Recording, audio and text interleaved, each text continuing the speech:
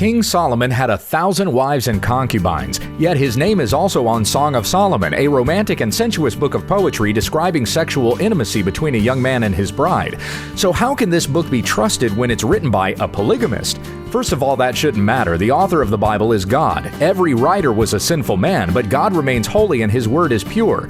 The scriptures pull no punches when talking about Solomon's many wives and how he did evil in the sight of the Lord by worshiping their false gods. That being said, Solomon is likely not the author of the Song of Solomon. Though the book begins, the Song of Songs, which is Solomon's, that doesn't mean it was written by him, but in his honor. The young man in this poetic narrative is a shepherd and the young woman a shepherdess. There are several occasions when the young woman calls her husband Solomon, but this is because she sees her husband as being as fine and desirable as the king himself.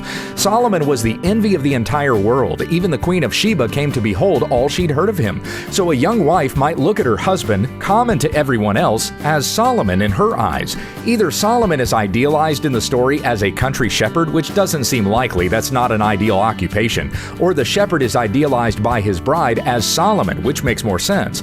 Song of Solomon has been interpreted as an allegory of God's love for his people. However this pertains to the bigger picture, there's no question the poetry describes physical intimacy between two young lovers.